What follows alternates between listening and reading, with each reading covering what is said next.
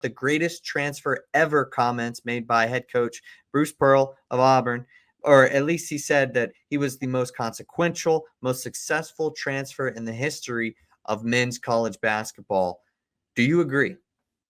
I don't have a long list of players in front of me right now, but in the transfer portal era, or even before that, I feel like the most consequential ones are going to come over like the last couple years. I think that Johni Broome has definitely had the best season. I mean, if you win the most outstanding player in the best conference, possibly the best year for a conference in the history of college basketball, I think that has to give you some like leeway into looking at maybe one of the best transfers ever. I mean, he led that team all season long. That team was dominant for the majority of the season. Like didn't run through the SEC, but made a case to be like was the number one overall seed, and a large part of that was because of him. Obviously, I mentioned Chad Baker-Mazara earlier, and then they had Todd Pettiford. They a really good team around him, but it doesn't take away from the fact that he was one of the guys that were like up for some of the top awards in the country, and will be one recognized for some of the better awards in the country. So I mean, I think that again, there's probably a list of players that you can make an argument for, but I don't see Bruce Pearl really being wrong on this one. If you're going to be the best player on the best team in the best conference, possibly of all time, I think that puts you in a pretty good spot to make sure that you're one of the best, recognized as one of the best transfers of all time. Yeah, so we did also just mention that Walter Clayton Jr. transferred from Iona, and he's had a great career. If he ends up winning this, that would be an amazing feat, especially for a transfer.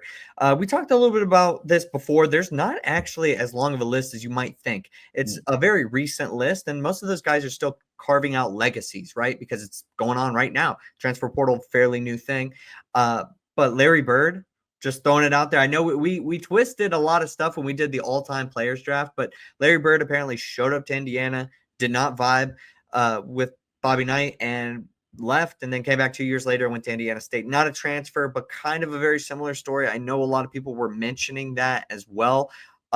Did you also told me the name Hunter Dickinson as well was a transfer? Like it just, there's probably a fairly like long list, and you can like look up like what is the best ones of all time. I have a list in front of me. Do you have this list? It's made by ESPN. They ranked Hank Gathers as the number one transfer of all time. This was a handful of years ago. List it off for me. Yeah, this was before we were kind of watching basketball. This was before we were born, really. I mean, so he went from USC to Loyola Marymount. Hank Gathers, this was in the 80s. Then John Lucas III from Baylor to Oklahoma State.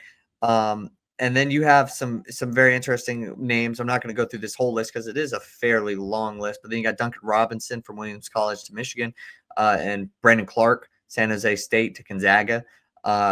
Seth Curry is on here, Liberty to Duke, which I think is pretty cool. But I don't know if any of these guys are honestly going to hold the candle to what Johni Broome or even Walter Clayton Jr. have been able to do at their respective new schools. Yeah, I mean, I agree. I have a little bit of a soft spot for Hunter Dickinson?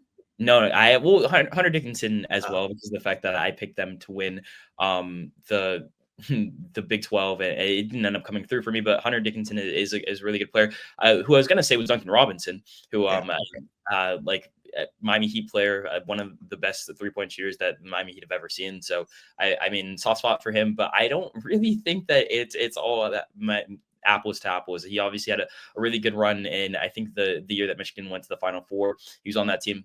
So really good season. But especially when you look at the fact that not only did he deliver in the regular season, but making a Final Four is not easy to do. And obviously we're talking about guys like Walter Clayton at this point, probably in the conversation after this season as well.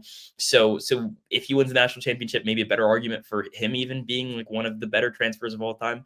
But I think that Johni Broome has almost cemented his legacy as one of the most, at least one of the top 3 most impactful transfers of all time, at least that we've seen so far.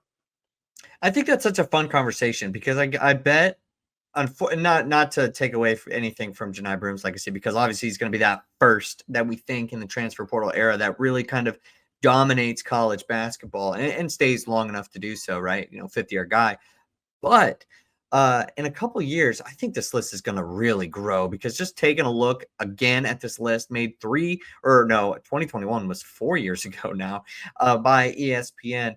There are some names on here that didn't really impact college basketball just as much as maybe you would think. So I do think that Johni Broome would be at the top. Obviously, Hank Gathers passed away while he was in college basketball, so like kind of grading into like a little bit different there. But some of these other players very impactful. But I mean, I'm honestly thinking Walter Clayton Jr. and Johni Broome are going to be at the very top of that list. And 4 or 5 years from now, there's going to be a very similar story because I think that's what the whole point of the transfer portal. I think that's what it was made to do.